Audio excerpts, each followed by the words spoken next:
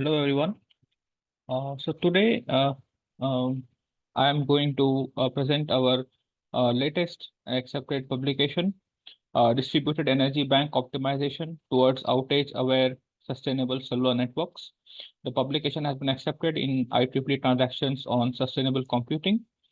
I am Ashutosh Balakrishnan, a current postdoctoral fellow at Telecom Paris, France, and the work has been executed under the guidance of Professor Suresh J, IIT Delhi, and Professor Lichun Wang, NYCU, Taiwan. So, solar enabled and power grid connected dual powered base stations are becoming very attractive to mobile operators as a cost effective and energy efficient solution. Being solar powered, accurate estimation of green energy outage is very important due to the behavior of the stochastic behavior of this energy harvest. Why is the study of energy outage important? So as we know that solar power is random and it is intermittent, and the energy outage requires to be estimated at every time index. This outage is estimated in a data center which is associated with the base station. The state-of-art frameworks, as shown, are computationally heavy Markovian models.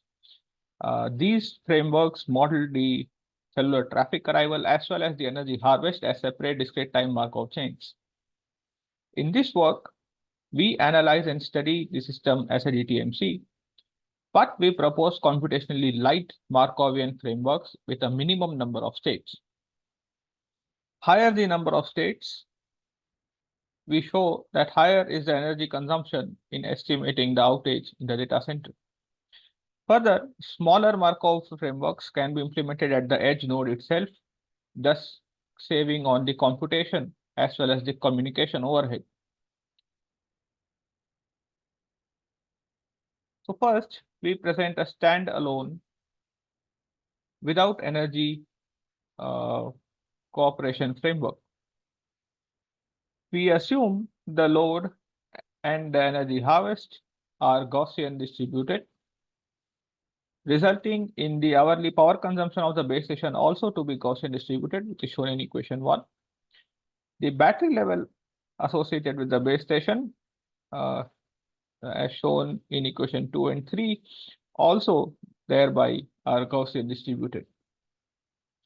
So the idea is that we model the battery level of a base station instead of separately modeling the energy harvest as well as the traffic arrivals, because the battery level contains information of both energy harvest as well as the traffic arrivals. The battery level is characterized into 3 states, which is the minimum possible number of states. The proposed Markovian framework is shown in figure 2. The states are defined as deficit, intermediate, and surplus. The transition matrix is a 3 by 3 matrix as shown in equation 4, comprising of 9 elements. We compute the transition probabilities based on first principles. For a sample, we have shown the transition probability from deficit state to deficit state as derived through equations shown in 5. Similar probabilistic analysis is done for other elements in the transition matrix of the WEC framework. We compute the steady state long-term average probabilities from the system of equations shown in equation 6, whereby pi represents the steady state long-term probabilities. Using the derived transition probabilities, we present a theorem that the probability of k consecutive energy outage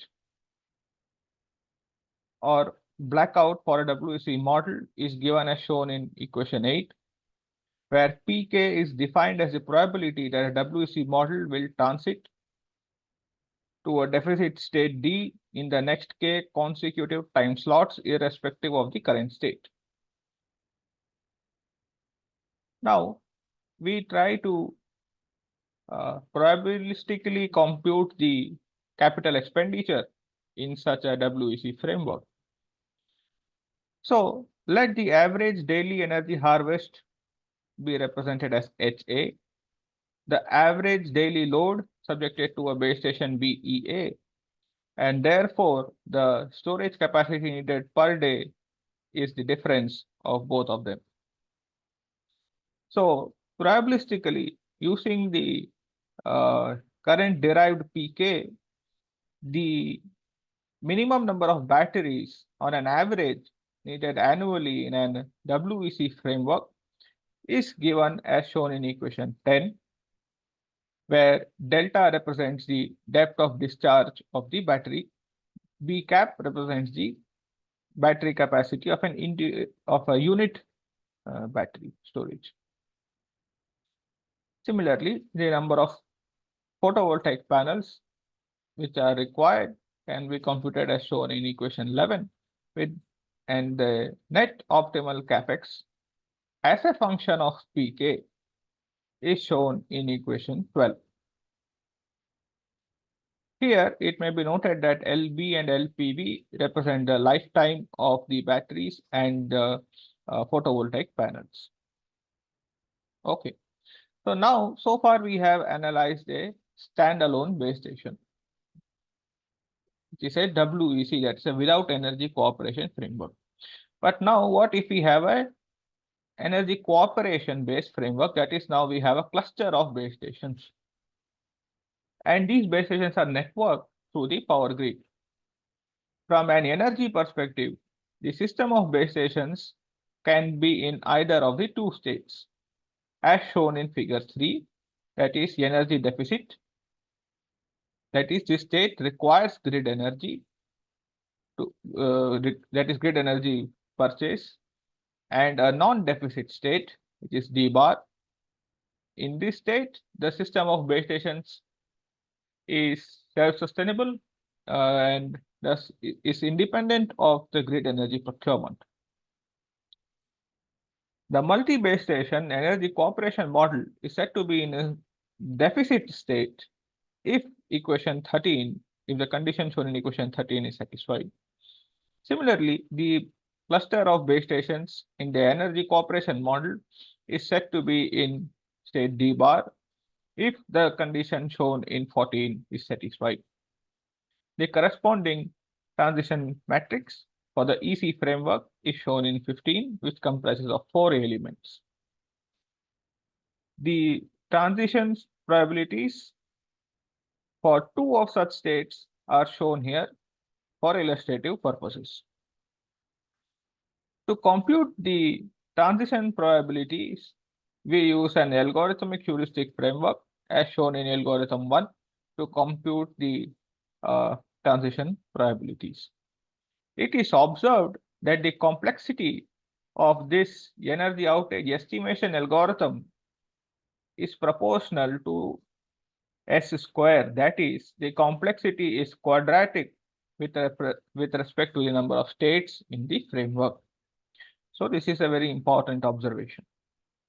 Furthermore, the optimal cluster size, that is base station cluster size, and capex planning sustainability problem formulation is shown in P1, which minimizes the capex over the number of base stations, the number of solar panels provisioned per base station, and the number of storage batteries provisioned per base station, subject to the number of batteries, the number of PV panels, number of base stations, and with pi d tending to 0, this essentially signifies that the Markovian framework does not transit in the deficit state, and thereby the system becomes a single state DTMC over long run. This problem is an integer programming problem constrained over the number of PV panels and storage batteries.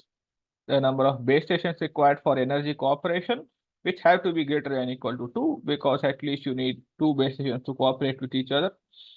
And constraint 3, representing grid energy independence achieved in this process. The overall complexity of the optimization framework is shown in the last bullet. Now the key results and outcomes. So we have the parameter values, which is shown in the first bullet.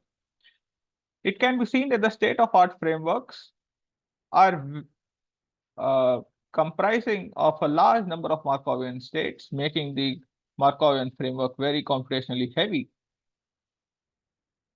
On the contrary, the frameworks presented in the current work are extremely light and can be easily implemented at the edge node itself, thereby significantly reducing the computation and the communication overhead. Further, the average outage probability in a cluster of 7 base stations is depicted through the figure. It can be observed that the energy cooperation model significantly reduces the average outage probability over the WEC model. Furthermore, a 3-state Markov model is more than sufficient to model a standalone solar-powered base station. Thus, we do not require more than 3 states to characterize a standalone solar-powered base station. Further, another inference is that individual modeling of energy harvest and BS load are not required, as these information are already embedded at the battery level itself. Thus, battery level characterization is quite good. Further, we observe the cluster size of the base station with respect to grid energy consumption, and it is seen that the proposed EC framework is very significant in facilitating cooperative green energy transfer in the network, resulting in self-sustainable solar-powered base station clusters. Subjecting the network to increasing levels of traffic inhomogeneity results in larger base station clustering. So thank you very much. You can follow the research group at IIT Delhi, Communication Networks Research Group, through the website for the latest paper updates. And the citation of this paper is provided in the footnote, which can be used to cite if this paper is useful. So thank you very much.